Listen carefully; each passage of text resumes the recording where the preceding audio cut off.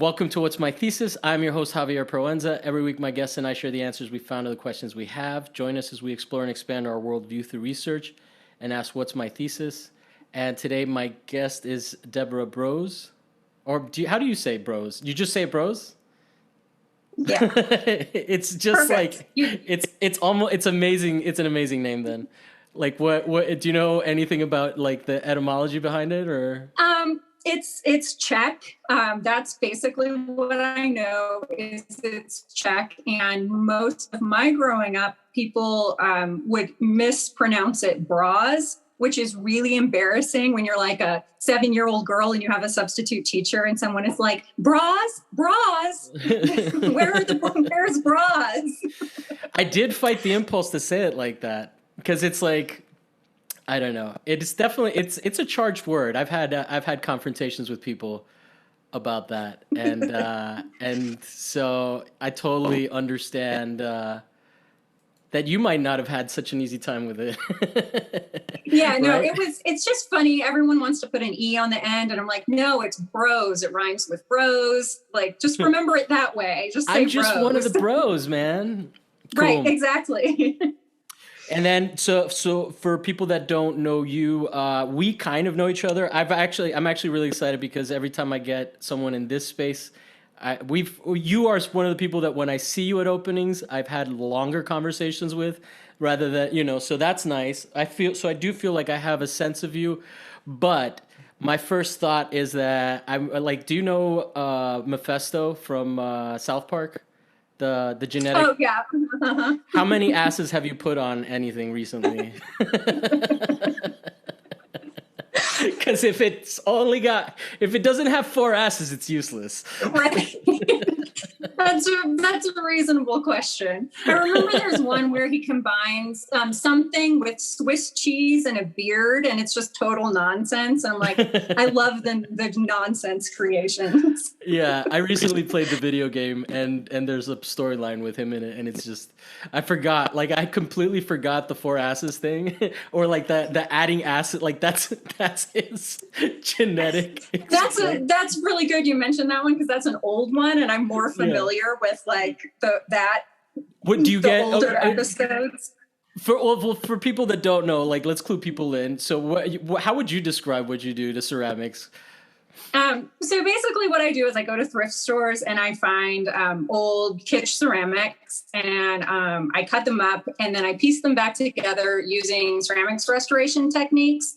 And so they come out really seamless. And like they look like they were born that way. But I turn them into like some people think they're freakish, some people think they're cute, but they're just mostly combined animals or animals with different additions like many legs or many ears, or sometimes actually I have one where I've stripped it of all its like legs and ears. And so it's just like this, like almost like a snowman with, just its little eyeballs left. Yeah. So it's all about like altering these kitsch figurines.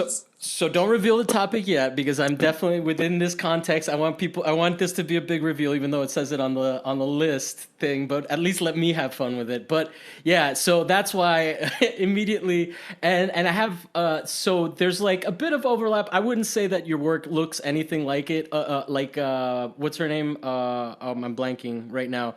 Adrian Suck. No, Adrian Sachs. Adrian does not suck. That's just her Instagram name. That's her Instagram handle. And she just graduated, so congratulations. But yeah, so I think that I don't know, yours is. I mean, you do also stuff with stuffed animals as well, right? But it's a different space. Are you also someone that like does not feel like you're doing something dark when you're doing this, or do you lean into that and sort of? Because you kind of mad scientist-y a little bit. Yeah. It's funny for me. I don't. Other people find them so much more dark than I do. Like I don't think I think they're weird, and I think they're funny, but I don't for the most part, I don't find them scary. Like I just, and it is kind of mad sciencey in a way that I'm like, every creation I made is just like, so, is like interesting or, I don't know. I don't think it's not really about like, I'm not really like a horror person or anything like that. It's funny you say that. Just as a Dakota Newt. I didn't listen yet, but I saw that you interviewed him. Sorry, I cut you off. Like, this is not my alley. But yeah, I listened to that episode. I listened to the episode with Adrienne, and it's funny because we have like all this cuteness overlap because I love taking the cute things and then just like kitsch and the kitsch things, like the episode you did with Anna, talking about kitsch. And so I love like getting all those things and, putting a different edge to it or like a twist on it. Yeah. So it's not about being scary. It's kind of, I think it all ends up coming down to like being a weird kid in a space where you feel like a weird kid and you're like, but I'm okay. And so like, I take these really benign things and make them weird because I find weirdness so acceptable. And I'm just like, everybody should be weird. It's so much better. And so I'm like trying to sell people on the idea that weirdness that I made is good. Like they don't have a reason to be afraid. Do you also have an interest in what's it called? What's that thing? The animals, stuffed animals, but that aren't stuffed animals that are like actual taxidermy?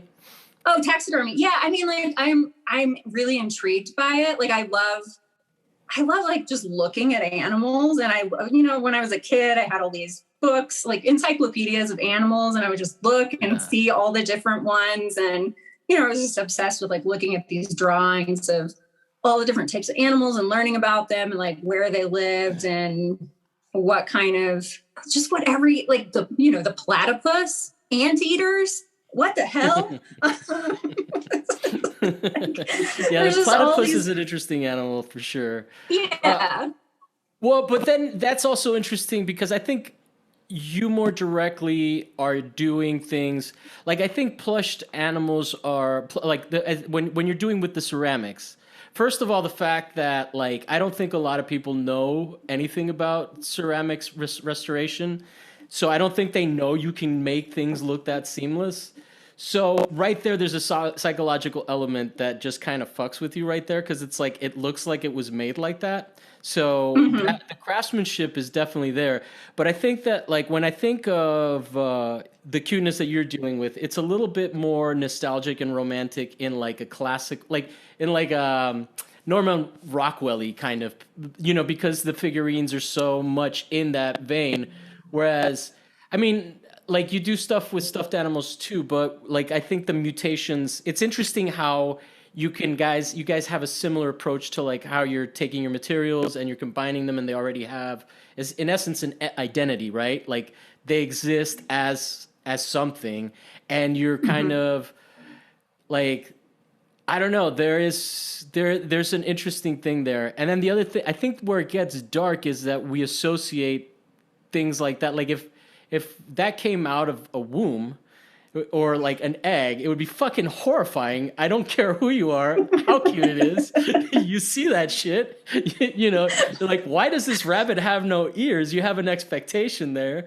Or why does it have two heads? Like, when that shit goes awry. So I think that it's fair also to sort of project, And I mean, I do use a lot of like scientific references or things that, come up in like farming, like things come out with two heads occasionally. And that usually like doesn't live very long or like goes to or back in the old days would go to like a weird freak show or whatever. So I do use a lot of those like concepts when I make the work. And one of the very first pieces I made was these two lambs. It ended up being a two-headed lamb. But it was all about like, when Dolly the sheep, the cloned sheep thing happened, like in the late 90s, and people were so like terrified of what the results would be. Yeah. Like you could see all these news articles where people are like, we're just going to make freaks now. We know how to clone. All we're going to do, like everything's going to be some freak of nature. And we're going to live in a society that's like full of freaks and, and I wish. it was like so loaded. Well, and then there's also yeah, I mean, I just felt like, have you ever watched? I mean, don't do this. Like, I don't recommend it. This is not like, hey, you should go ahead and do this. It'll scar your eyes. But like when you look at like mutated animals in Chernobyl and all of that, like it gets pretty fucking crazy. Like what can happen to creatures. So like there is something. So there's almost even when it's cute, there is like a grotesqueness to it, right? That's like, it's yeah, cute, but it's off-putting. So it's this dichotomy of these two, like, well, I things that think don't that's go really, together usually.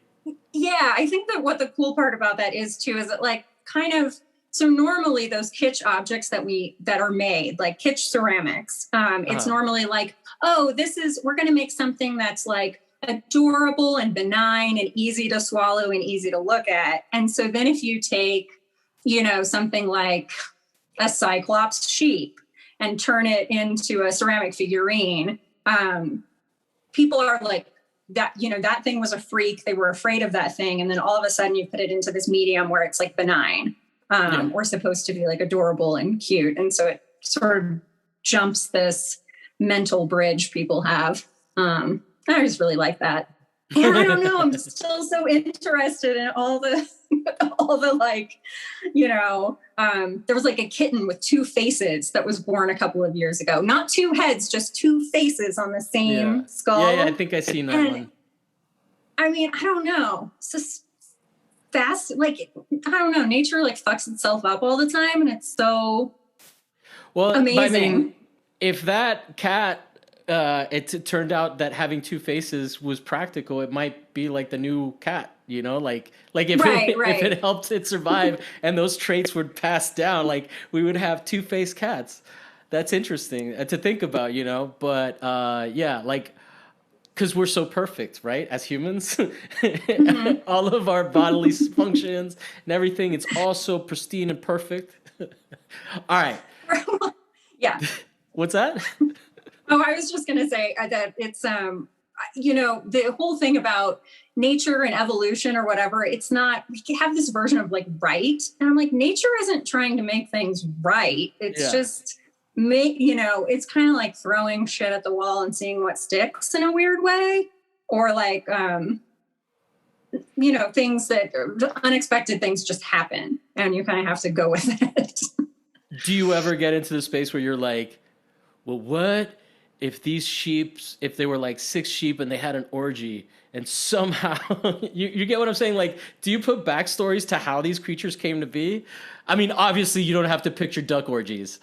So actually there's this poem, an old kids poem. It's by Edward Lear, who's like English, I think. But it's called The Owl and the Pussycat.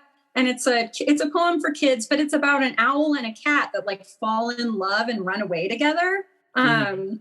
And so like a long time ago, I made a piece of like that was supposed to be their child, as like a cat with an owl body, like perched on a branch. And so, yeah, I mean, I occasionally think about like the origin stories, or I more think about like how the things would be if they actually came to life.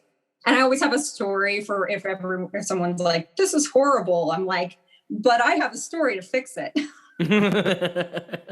Wait, would people straight up tell you this is horrible? Like in a like People, appreciative way, or they're just like, this is an abomination? I've had both. I've had both. Really? That's cool that you get a reaction like that. Well, I used to do when I lived in Austin. We did like an annual studio tour, and so it was just open to the public, and whoever wanted to could just come in your studio and like look at your stuff. And I had a Mhm. lot of, I had a lot of good reaction, like mostly good reaction, or people were just like, "Oh my god, I can't stand it, but I also love it." And then there were people that are like, "This is a freak. You're a freak. Stop making this. You're like destroying, like destroying something, like some kind of culture, or I don't know what." Wow. I wonder where the confidence to tell you that comes from. I don't know. What I always wonder is, I'm like, why are you so scared of everything? It's a ceramic figurine. Jesus Yeah. Christ. Yeah.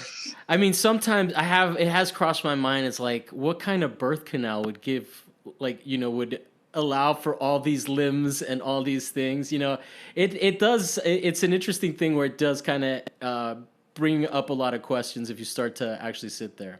All Right. right. 25 minutes in, what's your topic? Okay, so my topic, I want to talk about coincidence and serendipity, basically. And what Okay. I mean by, and yeah, I know, really weird, right? Well, you already talked about cute stuff. You talked about kitsch with somebody else. I was Everything, like, hey, everybody has their own take on something. That's fine. You can, but I've the had, reason why I want to talk about it is because I've been thinking about it a lot. Like a huge part of my work is finding things, like finding Mhm. things that match, finding things that are the right scale to fit together. And so a lot of times, like I just collect, and I have a load of stuff. And then I have to figure out like what goes with what. And sometimes I'll be like, oh, I have this thing, and it would be amazing if I could match it with this other thing. I used to do it only through thrift stores. But then after the pandemic, and also when I did the show at Track 16 with the rabbits, I started sourcing from the internet a little bit more. But since everything is still secondhand, it's so much harder than you think to find these right matches. Yeah. And then I've been doing the work with, like some of the work with the stuffed animals. And some of the work with stuffed animals is stuffed animals mixed with furniture. And so the furniture I primarily like find on the street. Yeah. And the stuffed animals, I have one particular thrift store that I find them at normally. But there's this whole idea of me like searching and like the serendipity and the beauty of this moment when I like the other day, I had this couch in mind that I'm going to build for this show I have coming up in December. And I was like, man, I hope I can find this perfect couch, and I'm not going to buy it. I need to find it. Mm-hmm. And so like 3 houses down from me, my neighbors threw out this couch, like exactly like the style of the one that I wanted. And it was like, turns into this perfect moment. And so I guess the thing is with like, I guess what I would want to ask you is, do you find coincidence to be meaningful? Or do you think? I go through different cycles of like cynicism and not cynicism. Like if I am, I like, I've definitely kind of shut down on in terms of like, how much I can take of like the world right now.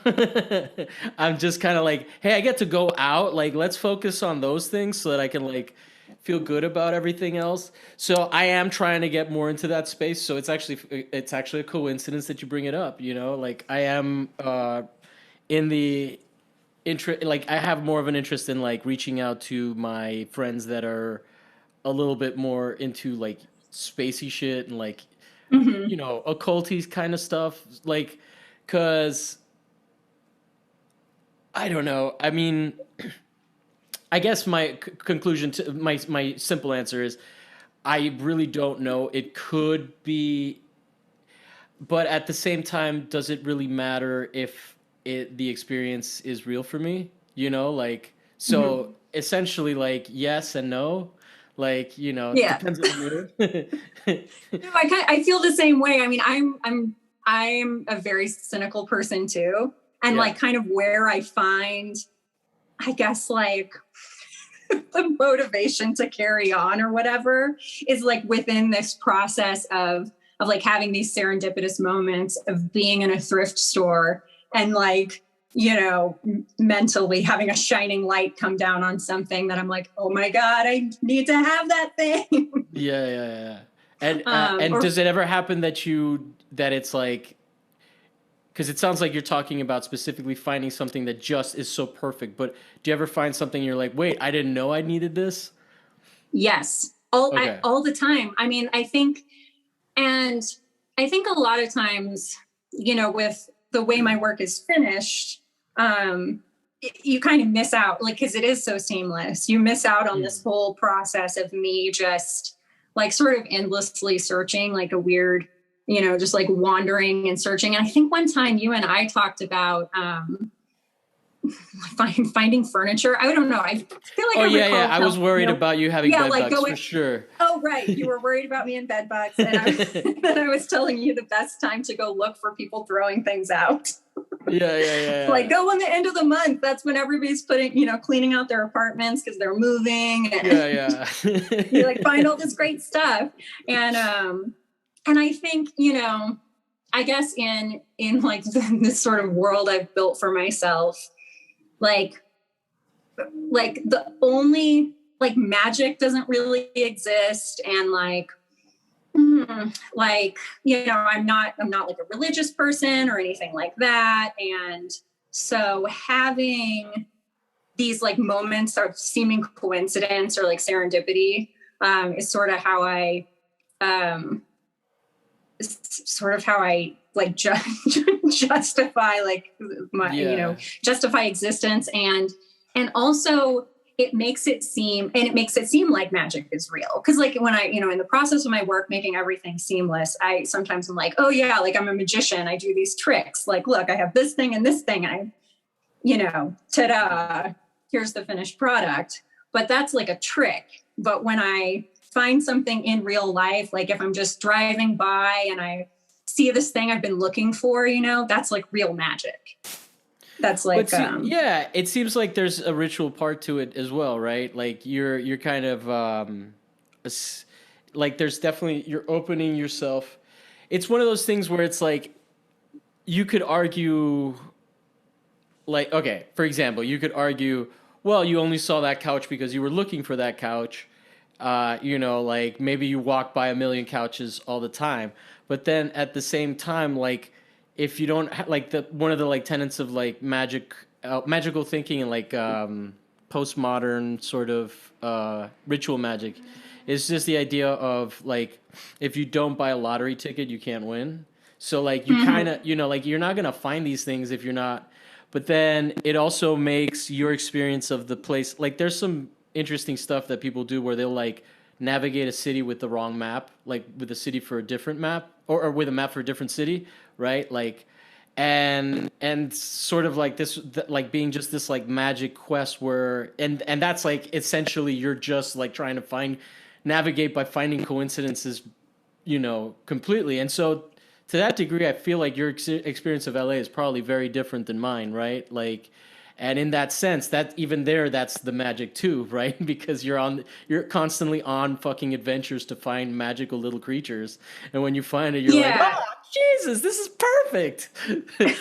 Right. Well, and it's so true, and it's just funny because like I whenever I read about coincidence or think really logically about it, like there's all these mathematicians who've done formulas like, yeah, you met someone with the same name as you. Well, the odds that happens are, there's like a certain odds that that's going to happen, or that you meet someone with the same birthday as you. It's actually pretty good odds that will happen. But you like to think, you're like, well, no, it had to be it has to be some kind of coincidence, or like your grandmas grew up in the same town or something like that. And so when you read like the research about it, it's always like, people are just making this up. It's all in your head, but it's funny because when it happens, like it feels so real. Or when you hear someone else telling a coincidence and you're like, doesn't seem like that big of a deal to me. But that's a way to be a bummer. Yeah. It's sort of like, I guess, whatever, it's sort of like the quest for meaning and how people go on, and most people go on it in a really serious way. They're like, I'm on a quest for meaning. And I'm like, I'm on a quest for meaning. And it means if I find, like a few months ago, I guess it was a couple of months ago, I had been to this thrift store that I love. And I was like looking in the area where they have all the bins of stuff that they still have to sort through. And there was this gigantic stuffed bear in one of the bins. And it was like a really huge one. It was like hanging out of the bin. I followed this saga on Instagram, so I know this, but go ahead. I love this. I want to hear you tell the story. And I was like, oh my God, I want that bear. But it's in the area where they were like, do not let people back there. You can't go back there. You can't be like, hey, I saw that thing. What's the price? I'll just like get the hell out. And so I was just like, man, that dude is going to go in the landfill. And I was like super bummed. And then like a couple of weeks later, I went back and, I was like just in the store looking for whatever. And I went back there and there he was on the floor. And I was just like, oh my God, my bear. It's like meant to be. Did you sit in its lap? I could barely even fit him in my car. Huh? Did you sit in its lap and I have. I've sat on the bear's lap. I've laid on the bear. I mean, like right now the bear is on the couch that I found that I want for the show in my garage. Awesome. Yeah, no, because for me, like the first thought is like, man, it must be amazing to feel like a little kid again, like to just like be nestled in something like, like. Yeah. And it is. And they're like so big and it's funny. My sister and I were talking. I mean, like we grew up in like the 80s and 90s. I think you and I are the same age. Like I just turned 40. And well, thank you for thinking I'm so young, but I'm actually 41. Okay. Well,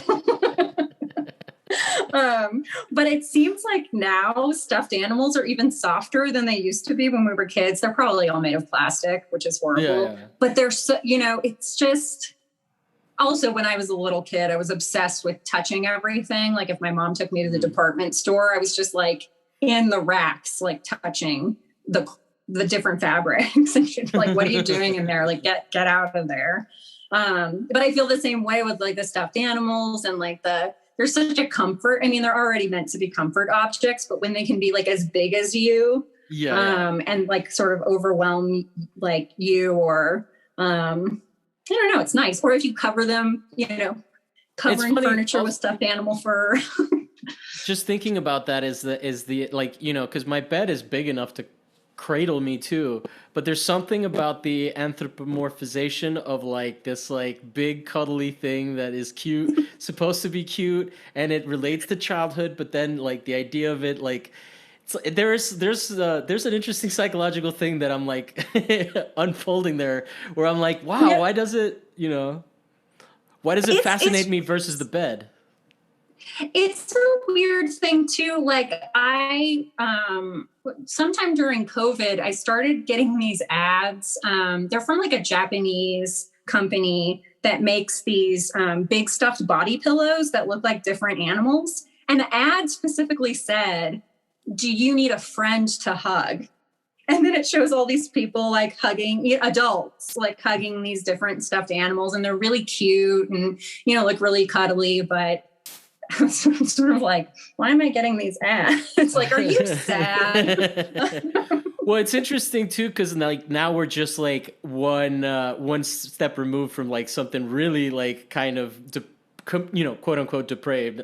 But like, I would not say like sex dolls are depraved as much as they indicate like a level of loneliness that I hope I never relate to. But right. but I do think that there are like boyfriend and girlfriend pillows, right? That like weebs, which I would be anime people would like. I definitely have seen it in that context of like something that like. Not to like alienate Weaves and Raheem Cunningham, but yeah. But what's it called? Yeah, man, this is all like really interesting. I always like thinking about these. Like, it is something fascinating about how we make like just the idea of representation. I guess is like because it's so mass produced. Like there was a time where like we're like. Sculpture was so far advanced from painting, right? Because it was like 3D and all that, and then Giotto came around. But like, to me, it's interesting that like the romance is gone, but it's still there because like definitely I think that like there's a difference. There's like I would say when you're dealing with stuffed animals, it's a different kind of romance, and I wouldn't even say like it doesn't like I just feel like the stuffed animals are their own thing. They're not romantic, but because they're like these like the little ceramic figurines, they have their own context, which I feel feels like a little bit more nostalgic. Whereas like, I don't know, maybe it's we're all infantilized, and so we all just kind of relate to like teddy bears and wanting to hug them. We don't think of them as like well, I think all of us had everyone had stuffed animals as a kid. Yeah. Like even if you didn't, I was one of the kids that had like a bunch of them in one of those big nets. But, you know, some people only had one, but everybody, like, if you ask pretty much anybody, did you have like a stuffed animal you loved when you grew up? They did. But not everybody had like a special ceramic figurine or something like that. So, and for me, you know, it's funny just moving. Like I grew up in Missouri, in rural Missouri, and my grandma made a lot of ceramic figurines. And so we had, or she would pour the mass produced, like they bought molds from a company. And so that's why you see these repetitions of objects, because all these women would just buy these molds. Then you'd pour the mold and come out with a cat. So somebody who, you know, somebody could make that mold in Ohio or California or Texas or Missouri and have the same shaped cat, but then they would like do the glazing differently. So is this like an Avon kind of thing where people would like, someone talked about like a baking version of this where right. Melissa. The one who did the cakes. Yeah, I listened to that. I thought she was awesome. It seemed that was really cool because I was just like, you know, I don't know, things, I'm always like, things just seem very Midwest to me. I remember growing up and there was a girl in my class who was she won a 4-H medal for cake decorating when we were like in the 8th grade, and we made fun of her really bad because we were like, you do cake decorating. It should be, you know, because we're in 8th grade and we're 13 and really mean. But 13-year-old girls are very mean. They've hurt my feelings. I used to coach them. And I don't know why I made fun of her, because I loved decorating cakes. I was not good at it, but I loved doing it. But yeah, so I think that, you know, for me, the ceramic figure, like I collected miniatures as a kid. So miniature ceramic animals. As a kid, how young as a kid? I mean, so my grandma made a lot of things, and she died when I was 5. And so before she died, she made like quite a bit of stuff we would get out during different holidays. Like we had a box of Christmas stuff with like reindeer and Santas and stuff. And then a box of springtime with little chicks and turtles and frogs and rabbits. And then she made me a bank, like a teddy bear bank. And I was born like kind of close to Easter. And so like a ceramic rabbit holding a giant Easter egg that says my name on it. And so I had all those things like from birth, basically. And then I guess probably, I'm not sure when I got the first one, but I had to have been like 4 or 5 years old. And I think there's a factory. Ceramic figurines and 4-year-olds. It's like, that's why I ask, you know, like I was a pretty, going back to coincidences, like it seems like you were sort of predestined. Like someone was like, here's a ceramic figurine. Well, and when did you break your first ceramic figurine? Oh my God. So that's actually the funny thing about the rabbit with the giant egg with my name on it is that was like, it was probably 7 inches tall or something like that. And so it was like pretty big, and I had it on my dresser, but I broke that thing. Oh God. I mean, I broke its ears off multiple times, but it was special to me. And I also was scared to tell my mom that I broke it, even though, I mean, I don't know. My mom is really nice. Like she wouldn't have been mad, but I was just, I don't know. I was like an overly sensitive kid. And I was just like, I can't do anything wrong. And I like broke this and I'm freaking out. And so I kept breaking the rabbit and kept gluing it back together. So I glued it with like all these different types of glue. And so like by the time I was, you know, in my 20s, it was just like the rabbit with like globs of glue and then the ears kind of like, you know, all off kilter, and it was sad. And so that was the first thing I fixed when I learned to do restoration. Was I and how did you get into restoration? But this is fun. Like this is, I mean, I felt like I should start trying to get us back to coincidence, but it seems like we're still on the topic. Yeah, well, you know, that's kind of, and that's sort of the whole thing. I mean, it was funny because when I was thinking about this, like how my whole process of searching for things and finding things, and then how I've kind of like done my life has really been, a little bit like Where were you raised, like in terms of religion? You said you're not religious now, but like, No, I'm not religious now, but so I was raised, my parents were liberal Protestant Christians. And so like the okay. church they're in, it's funny because everyone thinks it's Church of Christ. They're in this, it's a church called Disciples of Christ. But basically the tenets of the church are humans are supposed to be good stewards to the environment and the earth that we have. So we're supposed to like take care of the earth. It's really important. And it's really important to help people who are like suffering, like or in poverty or whatever. But it's not big on like preaching the gospel. It's just like, these people are hungry. Let's give them food. We don't need to tell them about Jesus and give them food. We're just going to be like, hey, we're still repping Jesus.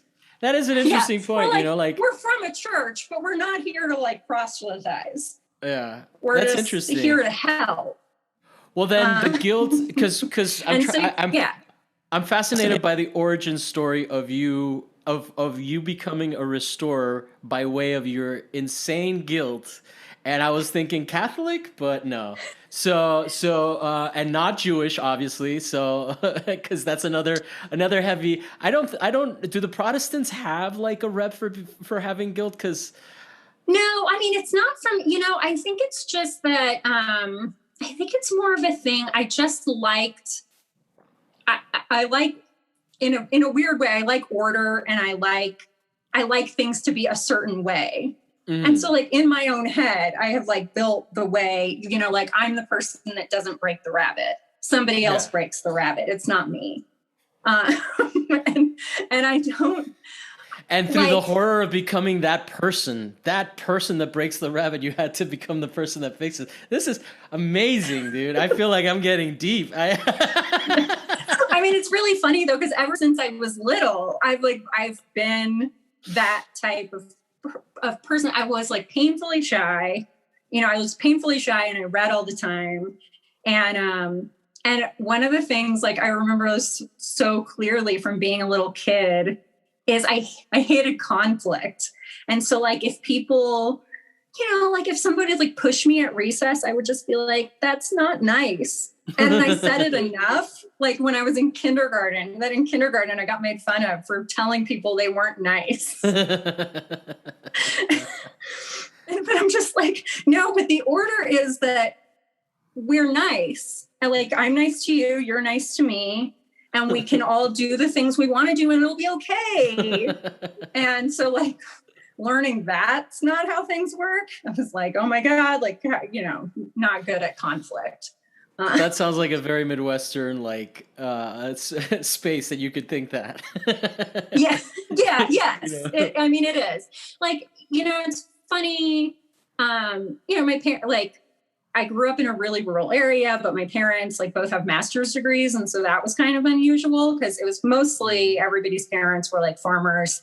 And then my parents, like my mom was a teacher, and I mean, they both kind of taught in different ways, really, both my parents. And so I don't know, I guess my parents were always just like, everything can like be solved through these incremental and logical processes. Okay. Kind of. But then so in the world, every person is like a rogue agent, I just picture you like being like, has the whole world gone insane? Like just as a little kid, like what? This isn't how it's supposed to be. That's pretty much it. And then all the other kids being like, she thinks it's supposed to be anyway. That sounds awful. I'm so sorry. It's nice that you haven't lost that. You're still a very nice person and very pleasant. Yeah, I don't know. I think I'm just like, I was also like a really oversensitive little kid. And also, I read a lot. And when you read all the time, like every story arc has this like clean or for the most part, when you're reading as a young person, every story arc has this clean resolution. And so I don't know, I kind of like lived inside of that. Like the story arc gets messy and everything's cleaned up in the end, but we get to see the end, which is not how this works. There aren't too many unsolved mysteries in the what's it called? The Nancy Drew series. Like, just Right. like leaving people with ambivalence at a young age. And we Like, never figured it out. I could just like see the uproar of parents like just like, how the fuck dare you put these thoughts into my kids? They're not ready for it. And the crime was never solved. The end. Yeah. Oh my God. I actually, and here's how little I know about Nancy Drew is that, like, I mean, I know it is a reference, but did she do murders? I don't think there were any. You know what? I don't actually know. I read some of those books, but not a bunch of them. I feel like they weren't murders. They were always something like something got stolen or somebody disappeared, but they weren't dead. You know, lower stakes for little Nancy. Like Hardy Boys stuff. That would be the thing. My point of reference. I did read those when I was a kid, and that just goes to show how ancient we are. No, I know. Like, to me, it's so funny. At work, I always troll my coworkers that are young. I'm just like you know, it's the only fun thing. Back in my day, before the internet. yeah, exactly. Especially for our generation or for our particular segment of this generation. Because you're a millennial. I'm a Generation X, technically, but we're closer to each other than I am to my brother, who's 6 years older. So, like, the things like, how the fuck are you not gonna milk the fact that you can be like, bro, you have no idea what it was like to look like. Do you know what a Yellow Pages is? And things like that. And then the pop culture ones are the best, where it's like, do you know what Joey Lawrence was famous for? And they're like, who the fuck is Joey Lawrence? Oh, right. And then I go, whoa! And then my coworker laughs, who's old too. Oh my God, that's hilarious. Yeah. You gotta enjoy being an old person, man. No, I know. I mean, I'm just like, oh, this is weird. This time passed really fast. That's what I think. You know what, though? I do look at them and I'm not like, fuck, I wish I was their age. Oh, no, me either. I'm kind of, I don't know. I guess that's where my cynicism kicks in, is I'm always like, if I look back, I'm like, I don't want to go back. I don't want to go back. Why would I want to, you know, I'm like, I'm okay here. Took a long time to get here. I know what happened there already. Yeah. I don't need to rehash that. I don't know. Yeah. I definitely don't go like, I wish I was 10 years younger. Right. Yeah, I don't either. It's like 10 years dumber. Not that young people are dumb, but like how to fucking cope with my existence and all my, like, you know. Well, even like when you think back to when you were, I mean, you know, every age I can think back to, I remember thinking like, I'm like really mature or whatever. You know, I thought that when I was like 22, and I thought that when I was 27. And now when I look back at myself, I'm like, ugh. Well, like a little it's just kid. Like, I was such an asshole all the time. Like, you know, like I did not know the norms that you were that you were instilled with, like the rules. I was like, man, yes. And then I have to be like, well, that's not you. That was you. You know, that's like it really is an entirely different person.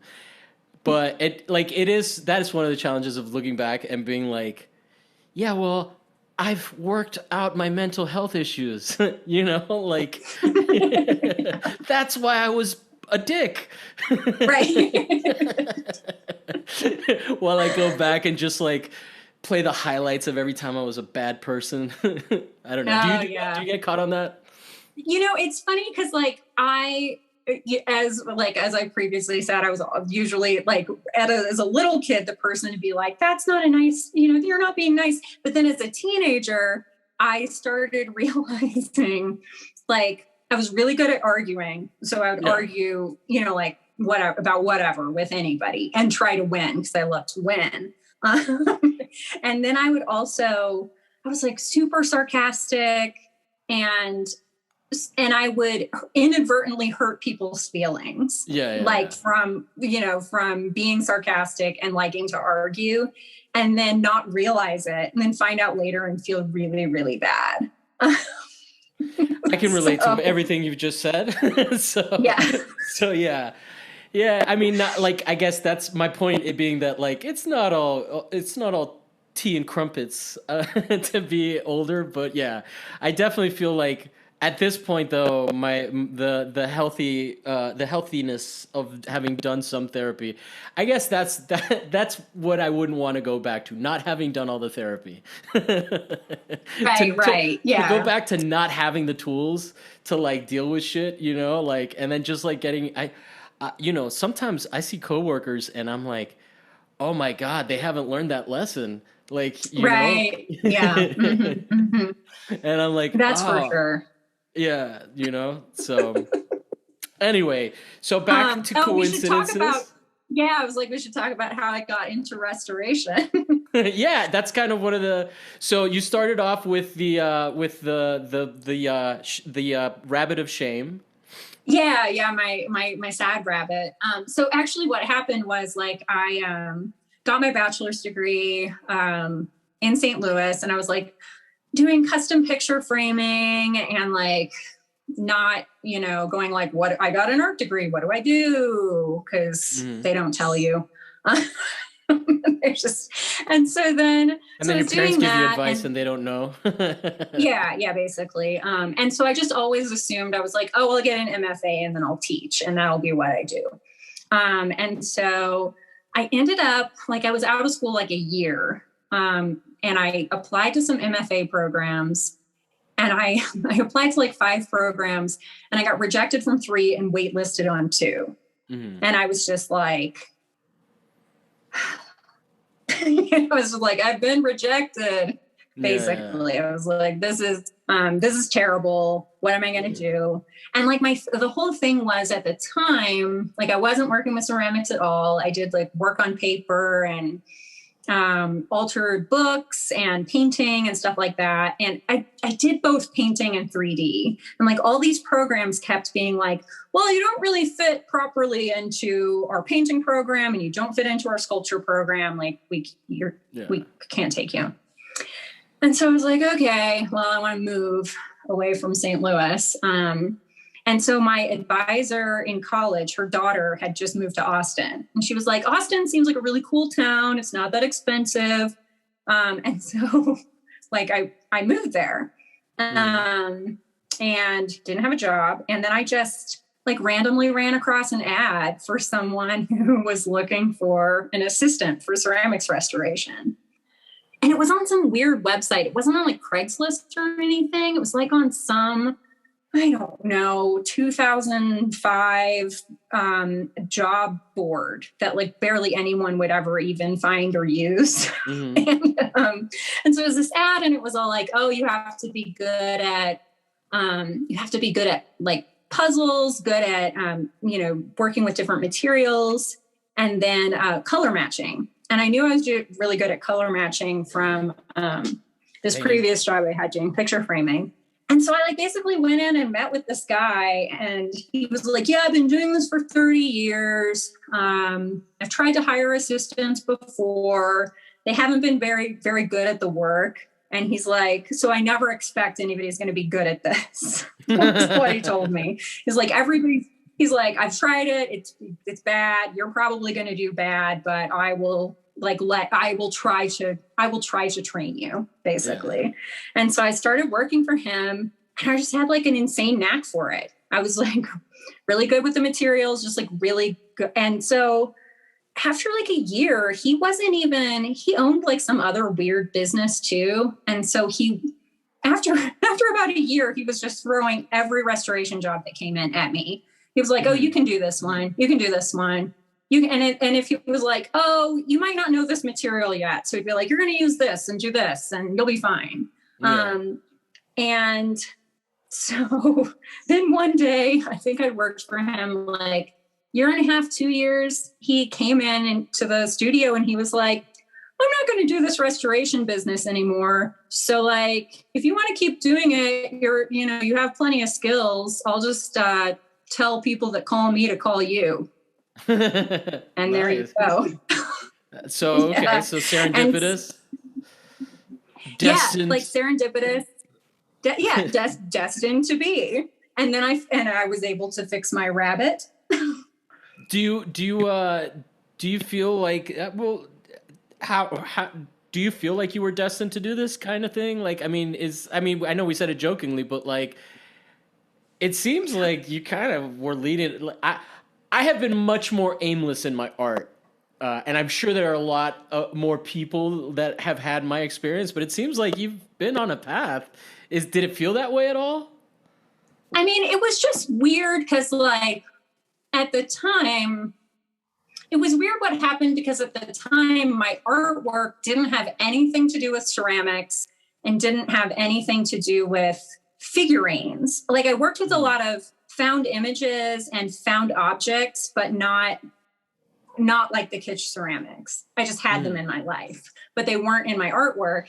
And so it wasn't until I started doing restoration that my artwork turned. And so it's like the whole kind of path of like happy accidents in this weird way, because like I wouldn't say like I was destined to do this or whatever, but I'm really good at it and I like it. And it makes people happy. So I get to be nice. Well, I have a piece that my mom made that I definitely am going to eventually hand over to you. Cause I don't even know. It's a really nice piece. It's like, she started to do these things that looked kind of primitive and they're hard to like kind of describe, but they were, and I broke one that she gave me that for my birthday, and I was like so upset. So I'm gonna definitely eventually hand it off to you when I fucking get my life in order. Yeah, it's so funny because a lot of the clients I have, they'll be like, "Oh, I've had this in a box for like 20 years," and either they like didn't know it could be fixed, and then they like somehow found out, or they just, they've just like been sitting on it for whatever reason. It's like, oh, now I like have the time to do this or whatever. So I don't know. I love kind of being sucked into people's sentimentality about stuff, which makes it like, that's the fun part about working for just like regular people. Because a lot of times I work with artists or dealers, and that's fine too. Like the best thing is to fix something that someone really loves. And then you get to like give their feelings back to them, or like give them back their memories. Well, it must be like an interesting thing to be able to do. It's sort of like, like, how like doctors, they always have like people asking them about their ailments. Like it must feel sort of serendipitous where it's like, where just, you see it click in people's heads that they have a piece and that like they've been worrying, they never even like, cause I didn't know that. I just kept it cause I was like, I'm not going to fucking throw this away. But without any actual hope even that it would be fixed one day, just like it's just stored, right? Because even though it's still the same thing, even though it's changed matter or state of matter, it's not liquid, but you get what I mean. But yeah, that's kind of interesting. Do you get into any like more like give me an example of you getting into your most like woo woo hippy dippy, like do you ever read anything on that? Do you like, is it mostly just because I'm sure there's like a lot of literature on serendipity. Are you talking more in terms of your experiences? It's more in terms of my experiences. Like I'm more inclined to read the stuff that says coincidences aren't meaningful. Like I'm more inclined to read the things that say, like, if you really like break it down and look at the facts, you'll see that there's no meaning. But then I also like the part of my brain that likes to argue always likes to turn around and say, but like, look at all this meaning like that I, made or manifested or whatever. And I think that's, and I think that's like a lot of what I do with the ceramics is like manifesting meaning out of something. and being like contrarian to people who are like, I love that movie. I don't think anyone likes this movie but me. But did you watch that movie I Heart Huckabees ever? Oh yeah, it Came was out fun. like late. I enjoyed it. I mean, I can see the problems with it. Yeah. Go ahead. There's a lot of problems with it, but the entire concept is that you go to these existential detectives and they end up showing you that the coincidences you see in your life aren't meaningful, but then through understanding they're not meaningful, that's like how you find meaning. Like, this sort of, I like that loop of philosophy where every question you ask just ends up going on a trail to another question, Yeah. It's like a snake eating its tail.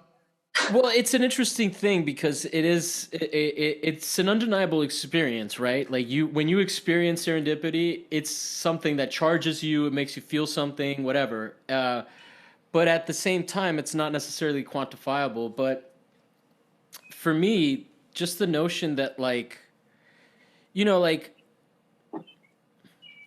to some degree, there's like a whole subset of literature about people using magical thinking, like it's magical thinking essentially, right? Like on an objective level, but there is something to be said about like, like for example, the basic example would be like when before you start something, a big project, and like let's say you're Microsoft, right? To some degree, he had to be a narcissist before, before he made Microsoft. He had to have the delusion that he could fucking be. No one had really done that shit, right? So in terms of it like being useless, it's like it's part of being a human, right? Like to have superstition. Have you? I know for myself, like for example, just dumb shit. Like I was like, oh, the Marlins lost because I went to a game. I was like, like back in the day when and then it was just like, no, the Marlins lost because they're a fucking expansion team and they suck, and and they're actually pretty good by the time 96 rolls around. It was like 92 to 96 in a 4-year span. They fucking won the World Series. So like the reality, but the experience there is different, right? So it's interesting. The other thing about I Heart Huckabees is that my problems with it now are actually, I literally thought about it the other day and I thought about how I liked it, but I'd have to watch it again because it is there is something to existentialism that is inherently privileged in some way, right? Like you have idle time to think. I mean, I guess if you're like life is miserable, you could contemplate that too. But that level of airiness, right? Of like finding meaning. And that whole movie, like the whole thing, like Jason Schwartzman, is the main character in the movie, and like he's a poet for an environmental group. He like leads a nonprofit and writes poetry for them. Like he's kind of like a white privilege icon in that job. And then his exactly. parents are helping him like find a real job. And so and then when they go through his supposed coincidences, you see that he's kind of had the time he's planned them without planning them in a way. Like he'll keep showing up at these places where he kind of gets the idea that these coincidences are going to happen. And like he has all this extra time to like sit there and be like, where is the meaning? Where is the meaning? And not everybody has time to care about meaning. Some people are just trying to like not die. Survive. Exactly. Yeah. And I mean, like, I'm like, I don't have kids to deal with. Like, I don't have that. So I have time to like, be like, oh, I don't have to go pick up anybody from school. I'm going to hit the I wasn't store. calling you out. Yeah. I mean, dude, we're artists. Like that in and of itself is part of like without agriculture, there would be no, there wouldn't be that level of specialization, right? If we were still hunter gatherers, like we can always like go, like, that's not at all what I'm saying. What I'm saying is like, it's interesting.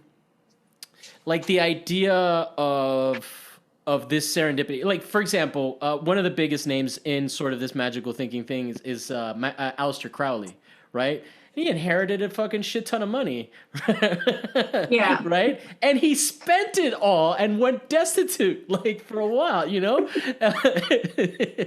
but so yeah. I mean that was just the point that I was making. Like it is an interesting space.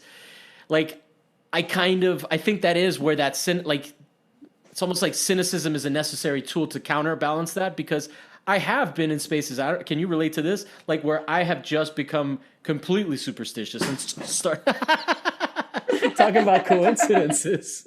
My chair just fucking God's striking you down. Watch out. the lock that keeps my chair upright from leaning back slipped, and I just fell as I was talking about coincidence. But not to lose my train of thought. Like if we both get struck by lightning during this podcast, something serious is going on. But yeah, but oh, right there. This makes it so much more fun, right? The conversation now it's like ooh, you know. Yeah, but I mean, I love like entertaining those ideas. Like I love entertaining, or like I love sports. I love sports superstition. Oh man, I wore that shirt the last time they lost. I can never wear it again or they're going to lose, you know, or like, I always have to be standing, you know, in the 7th inning, I have to be in this part of the stadium or they're going to lose or whatever, you know, whatever it is. And I love, I don't know, I love the drive of people to like go through, like jump through the hoops of superstition, but I also don't. It can be detrimental. I know when it comes down to it, it doesn't matter. So like, you know, I'm like, I'll walk under a ladder. I'm not, you know, I'm not gonna, but I love, like growing up, I loved to read about, you know, I loved unsolved mysteries. I love to read about occult stuff. And so, you know, it's like, I want to believe. I want, you know, I want to believe in everything. Like I want to believe that it matters. You know, if I wear yellow on this day and I find $20 on the ground, then every time I wear yellow, I'm going to find $20. Can you imagine if that is how it worked? I just got excited at the thought. But the way that some people like perceive the world, you know, it is that kind of, you know, they're very like wrapped up in every action I do is gonna, I mean, I guess kind of, I'm like, I guess kind of it does. Like when you think about everything's connected or whatever, but well, it goes to the thing, like, for example, it goes to the thing about like the zodiac. Like when I was a kid, there were days that I just wouldn't go to school if my horoscope was not up to par. Sure, I was lazy and I was using excuses and I was pretty good at it. But also like I kind of to some degree had that superstition where I believed it, right? Whereas like I wrote a paper on how astrology might be real in high school. A research paper. Okay. So yeah, you dabble with these things and you start to narrow it down. I also, you know, but anyway, like the reality is though that like, you know, as broad as horoscopes are written, there is a stubbornness to every motherfucking person that I know that was born in May. Like literally one time, 6 guy friends of like that would hang out in the neighborhood. Like we were all just hanging out, having beers, and we constantly argued. And I still love those guys. Like it wasn't like it was just arguing for arguing's sake. It wasn't like. It wasn't low blows or anything like that. It was just like, you know, facts and these facts, you know? And then one day we all realized we were all Tauruses. And so for me, that experience is very real and very grounded because I was like, oh shit, there is something to it. And on some level, if your birthday is in May when it's nice and lovely versus my grandmother used to always say, oh, the day it doesn't rain on my birthday is the day I die. I'm like, Grandma, you live in Miami. and it's hurricane season. Like, what are you talking about? Thank God it's going to always rain because you're always going to be in Miami. Well, I think it's funny too. Like I was born on Friday the 13th. Nice. My mom actually had labor induced on Friday the 13th. So like, I was like, because the doctor was going on vacation and that was the only available day. And so she was I like, so wish you had okay. turned out into to be a serial killer right now. Like, But so yeah, it's, it's funny. I don't know. I feel like, growing up on like a day like having your birthday on a day everyone's like afraid of, then you're like, am I special? I must be special. and also to be like, but it's not it's not a negative day for me. Like it's my birthday. It's a great day. It's Friday the 13th. And so I don't know. I like all those. I don't know. I like the weird stuff people make up and believe in. And I mean, like some of it's horrible and it also like totally ruins lives. Yeah. But there's like a fun aspect to the smaller version of it too. Yeah. As long as like you're not destroying your own life or someone else's because you like believe it, But yeah, I definitely like I said, I think it can be practical. Like some level of delusion is healthy, Yeah. Like, I mean, I think, like I've had a relatively easy life and I'm always just like, life is hard even when it's easy, yes, and so I can't, is. and if it's hard when it's easy, it's just, you have to kind of take what you can get. And having, like having something having something good happen to you like, by coincidence or just through serendipity, like, I don't know, like if you're in a drive-through line and someone pays for your order and then all of a sudden you're like more special because your order got paid for and you didn't do anything at all except go to a drive-through, which probably shouldn't even be in anyway. Yeah, and that person probably helped you a little closer to your grave. Yeah, right, exactly. I mean, like you could go on the turn where it all goes badly for you because of that, but then you're also like in that moment, it's kind of like the best when something spontaneously happens to you that makes you feel happy. That's like the happiest you can get. It's like this pure kind of moment, little burst of happiness. We're going to delve real quick into like the dark side of Javi's childhood or of Javi growing up. I don't know if you've ever done Special K, but that drug is actually, it's a pretty interesting psychedelic. It's a dissociative, so it's like a completely different experience from like mushrooms or LSD or anything like that. But one of the quirks of it is that it makes you feel like everything is happening by coincidence, and it's one of the most amazing feelings. And it's literally a high for a drug that people enjoy doing. So like it's part of it, right? Like I remember going to see. It was just like the most, like now trying to even recount it, it's so convoluted.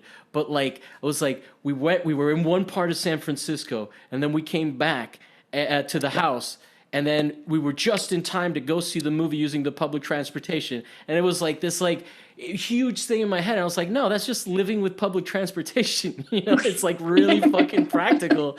And if you're coming from Miami over there, of course it's like, whoa.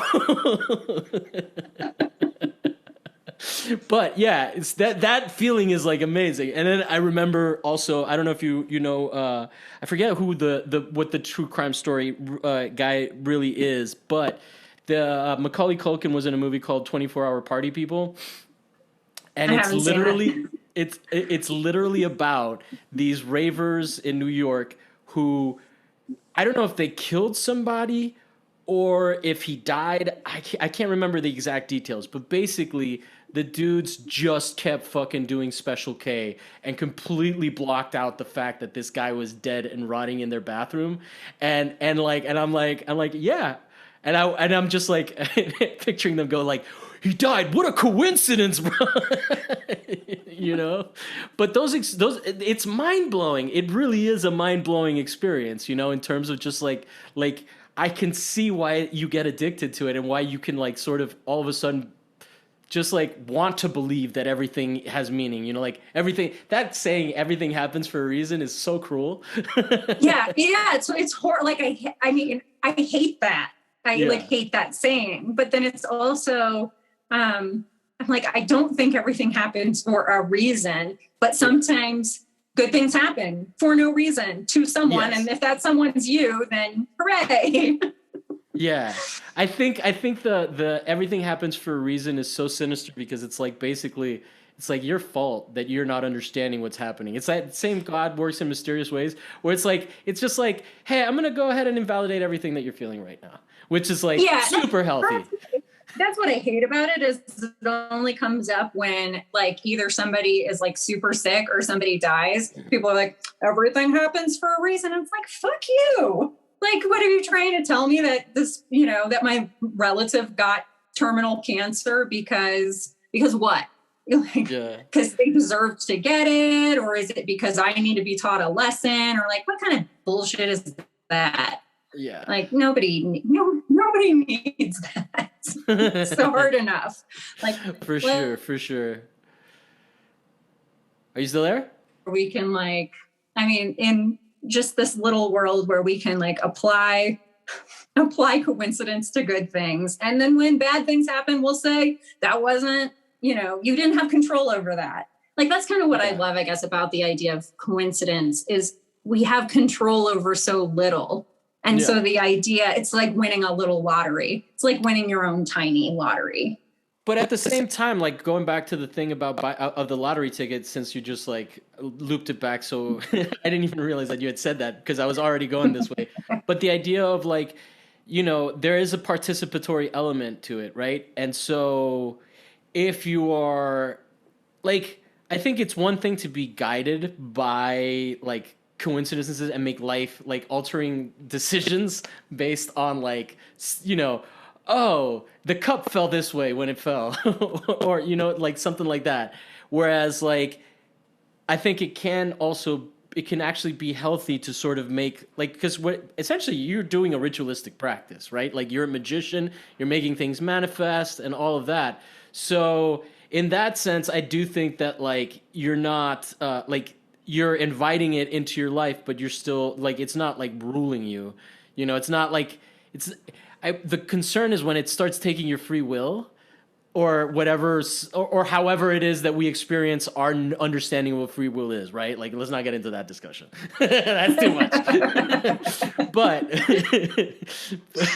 to use it as I've compartmentalized it all like into my art practice. It doesn't really, it applies a little bit in the greater part of I guess my art practice is such a big part of my life. Mm-hmm. I can like have all my, kind of like wonder and like serendipity happening there. And in the rest of my life, I'm like pretty wildly practical. Like, and so that space, the space of my art practice is a space where, things can like happen magically or coincidentally. And it doesn't it doesn't hurt anyone or affect anyone. Yeah, or it just brings you a little happiness and keeps you motivated. Yeah, or if it affects anyone, it's somebody being like, they're either like, wow, I love that art. Or they're like, oh my God, I hate that art. And that, that's not like nobody died. I'm still so excited that people like are just like, no. Okay, so one time, this was before I did ceramics, but this is the funniest thing that ever happened to me with a piece of art, somebody giving me their opinion. So I used to make a lot of altered books. And so I would take like pre-existing books and I would just like look at the content and then I would do whatever I felt like needed to be done. Mm. So kind of the same thing I do with the ceramics, except it was with books. And I had this one book where I started I broke it up into sections and started sewing with a sewing machine through the pages. I thought you were going to be like, well, I took the Quran and the Bible. Oh, no. And people were really offended. I don't know why. No, but I did make my college philosophy textbook into a bunch of baskets. Okay. I think the philosophers would have been fun. And then actually I only took out some of the sections and then I sold the book back to the school because I needed the money and the book was worth hustler. like $90. I like it. I dig it. But yeah, I was doing these other altered books and I had this one that I had sewn through with a sewing machine. And so each section got kind of like the paper of the page started getting obliterated. And so all there was left was like these mats of thread and like the paper itself had like fallen away. And so it ended up being like probably 10 sections. And by the time you got to the end, it was just like this massive thread and you couldn't see any of the words and it would like crumble out pieces of paper. And this little girl came into my studio and she was like probably 8. Just like little kid. And this was when I lived in Austin. And she's like, can I look at your books? And so she looks at this book and she just goes, you're a book murderer. And then she was like, and then she's like, I can't believe you didn't just, and then she was like, why did you do this? And I was like, well, this text wasn't useful anymore. Like, I tried to give some reason. She's like, you could have at least taken it to the thrift store, given it to someone who needed something to read. And like, how dare you? And she like went on this long tirade, like this little person just, and I was like, okay. All right. So, wow. Then after anything that happened with the ceramics where people are like, oh, it's a freak. Or a lot of times what happens too, which is kind of hilarious, is since these things are so mass produced and you never know how many of a certain ceramic figurine has like been made, it could be 20, it could be like 10,000. You just don't really have that good of an idea. And so occasionally I'll like alter a figurine and then someone will see it and they'll be like, oh my God, I have that. They'll have like the piece of it or the original. And it can be like really like jarring and terrifying for them because they're like, but that's my cat. Like, it's amazing. like I'm starting to get jealous it. because it seems like both you and Adrian have the same reaction from people that I never get. I've never offended somebody with my art, and now I'm feeling like I'm not really like I'm not going deep enough. It's funny because I don't even like that's not even like what I set out to do at all. It just I guess I knew when I started making the ceramics, I knew some people would think they were like scary or they would be like jarred by them. And I used to be really careful when I first started doing restoration on my own to keep my restoration work really separate from my artwork because, I'm like not trying to scare old ladies or whatever. But then I was also make it look like later, but then like, well, and it's funny because it would sometimes when people would find out like what my art was like, they'd be like, but then at a certain point, I was also just like, well, there's not many people who do ceramics restoration. I do it. And I don't need to like hide my artwork from people. Cause also my artwork like shows what a good skill set I have for restoration. Yeah, exactly. And so, I'm not going to stick an extra head on somebody's, figurine that I'm fixing. But I can do a commission where I will stick an extra head on your figurine if you would like, That's amazing. I think that's hilarious. I have some deep self-analysis to do because I'm legitimately jealous that because I don't know, it must be like because you don't have, from my experience, the troll element that like I think that like Adrian has it a little bit more.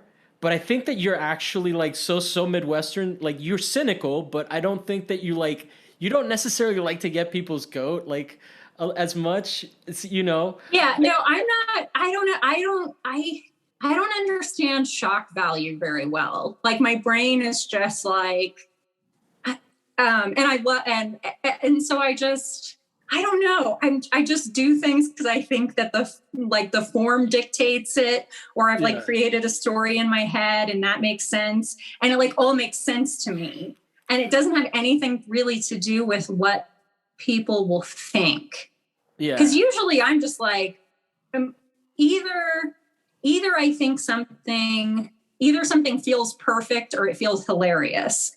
Like that's how I know when I've gotten to where I want to be. I'm either like, oh my God, this is so funny to me, or like, this feels so perfect to me. Yeah. And I'm never really that worried about like, Because what Adrian was saying was that whenever she hits that nerve and people start reacting like that, that's where she's like, huh, let's explore this space. But you don't, which is interesting. But you still get the same reaction. So yeah, I just think it's I see, because I guess to me this sounds terrible. I'm going to say it anyway.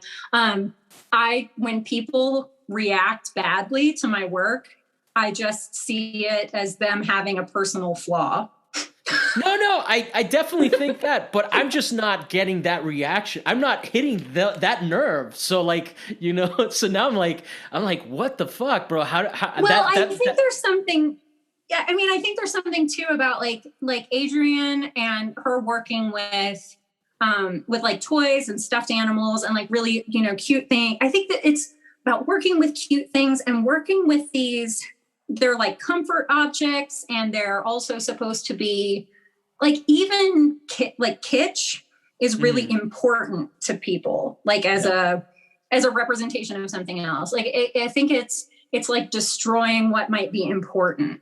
And it's weird that you can do it with something as benign as like, a ceramic deer, because you would be like, why?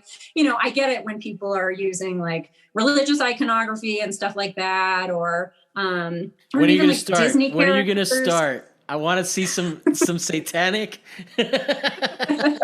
Come on, let's go there. No, obviously and to me, I'm just like, I always think it's funny because I was like, oh, well, that's like, it would be too easy to offend people, like offend people's like religion or whatever. Or yeah, and it's like, it's not I want to providing offend them in a really anything. I'm going to offend them in a backhanded and sneaky way. Yeah. I'm going to change something you didn't even know you would get offended about. Yeah, that's hilarious. Man, we could keep going, but I'll let you go. You're having a lovely time in Big Bear, so I don't want to keep you too long. But thank you so much for joining us today. Where can people find you? You can find me on Instagram at ZebraZorb. Is it still ZebraZorb? I thought you had changed it. Yeah, I didn't change it. I thought about changing it, and I did a poll of my Instagram followers, like, hey, should I change my handle to my name? And people said no. And I guess I just became aware of you as a person at around that point. So then I just knew your name, and I was like, oh, she changed it. So it's Debra Broz. Zebra Zorb. So Debra Zorb. It's like Debra Broz. It's Broz backwards is Zorb. And Zebra is like Debra. I mean, if you searched my name, you would find me on Instagram anyway. So that's I mostly post on Instagram. I'm on Facebook too, but I don't use it very much, so don't look for me there. And I'm about to start TikToking. I have, I can't handle the content creation of another platform. It's overwhelming. I can barely deal with keeping up with Instagram, like being like, I only post once a week. Or I do like a feed post once a week. And sometimes I'm just like, I can't make my weekly post. I just am too tired. Yeah, it's hard to really get motivated for that. Like, that's the hardest part. Like I said, I became a podcaster so that I could become a social media icon. Or so that I could learn how to fucking do that. You're going to have to be on TikTok, I guess, if you're going to be a social media icon. So yeah. Well, I'll have you know that if I wanted to advertise the notion of gentlemen having smooth privates, I have been offered the opportunity to be. So I think that qualifies me as an influencer, even though I have like half of your followers, not even close. I haven't broken 1,000. That's how.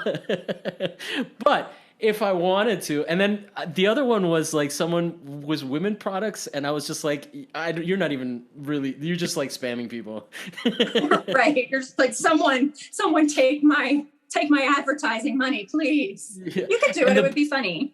But the best part is just like the idea of me, like, as hairy as I am, be like, hey, ladies, do you not want to look like me? Yeah, there's like, it's like, there's just there's no product. It would take too long for me to just be like, Hollywood groomed. Right. So yeah. Yeah, no, I hear that. Yeah, Yeah, I Hollywood don't know. shirtless groomed would just like, I'm also at that age where like if I don't work out, then it's just really offensive. Like, like nobody wants to see that. Nobody wanted to see it. Like, but like now less so. I'm okay with it. Well, that's good. It keeps you working out though, I guess, right? Oh, I don't Maybe. I work don't out. know. That's why I don't walk out without my shirt. I Yeah, did I don't P90X for either a while. I now. did get ripped one time. Oh, really? Yeah, I'm not. it was too much. I was like fucking diesel though, and I was playing soccer 4 days a week. I was like dead all the time. Yeah, I don't know. I'm like, I just live so thoroughly inside of my head. I'm like, what? There's an out, like, there, like, I live in a body. Oh, yeah. Whoops. Uh, Yeah, COVID was like my excuse to do everything wrong.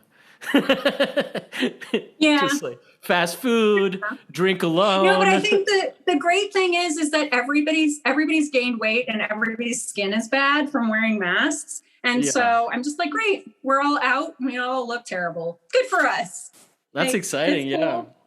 Yeah, I mean, I'm okay with it. And then also you're part of Monte Vista Projects.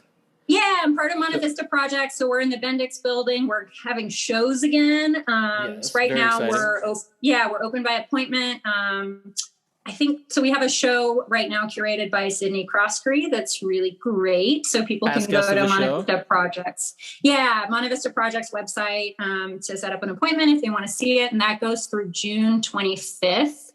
I believe, maybe 27th, June 27th. Then we also, Monte Vista Projects right now has a open call. We're opening the studio up to anybody or to a lucky person for a residency. So we have a residency application open right now that'll be for basically like the beginning of July through the beginning of August. And then you get a 2-week show after the residency period. So if people are in LA area, and want to apply for that, that's on the Monte Vista website. And then I have a show coming up in December at Track 16, which I'm really excited about. So that's coming up for me. And then I also have a release of artwork, which not a show, but like a promoted release of sculpture that's coming out through Paradigm Gallery in August sometime. So you can see that on Instagram. Follow me on Instagram. Yeah. It'll all be there. It'll all be there, and then and you will post the updates as they approach, right? Of like when I the shows always are. yes, I always post updates. I always post kind of like what I'm up to in the studio. So yeah, if people want to know more, that's where to find out. Yeah. Well, I actually just realized that I already have a TikTok, so you can follow us on TikTok at What's My Thesis, also on Instagram. I'm at Javier Proenza. Find us on YouTube if that's where you want to watch us. If you prefer to listen to us on audio, that I don't hate you.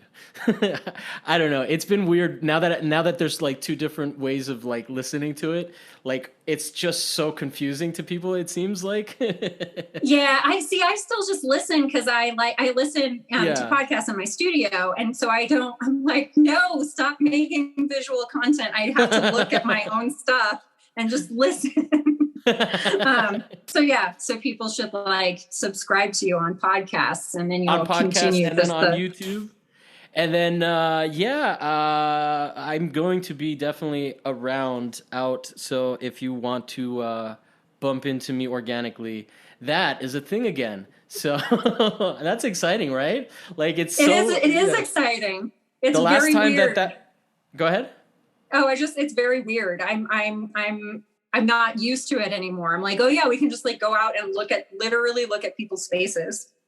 The last time or the first time in a long time was that the High Beams 3 that I saw you at, and it was just like it was like with masks and my face was like my glasses were getting all fogged up. It was just like, oh my God, I forgot. And then you were like, you pointed out how loud it was, and I was like, yes. It was like so loud, and I was so thirsty from yelling, but I didn't bring water with me because I had my mask on, and then I got back in the car and I was just like, It's just like, oh my God, I don't know if I can take this, but that's okay. I'm glad society is back. It'll be good for us. Yes, it will be. No, and we'll adjust like we did because I mean it wasn't fun when we first started quarantining, but I gotta say I've definitely grown accustomed. Me Like too. there have been a couple times where I've been like, "Oh, I'm gonna go to that thing," and I was like, "But it's so nice here at home." Yep, yep, yep. Hey, we So can, yeah, you can always rely on just being an introvert. You're going to be like, hey, COVID is over. I'm still an introvert. I'll be on my couch. yeah. And if you have any comments, you can leave them on the YouTube channel and all of that. I'm still getting used to like doing all of these things because now that I'm taking on TikTok, I'm not just taking on one new social media. I'm taking on two new social media because YouTube is new, and I was like, I'm an asshole because I also just started doing one episode every week. I was like, I just took the biggest bite out of everything. So anyway, but Good it's luck. all automated. Anyway, thank you so much for being on the show. It's a blast. I look forward to running into you when you get back from Big Bear. Are you gonna be? Are you around? Oh, Are you? Have you left yeah, I'm LA? around. We're just here for the rest of the week. And then I'm back in the studio and like back to regular life. All right. Well, thank you so much, and thank you guys for listening. See you guys next week.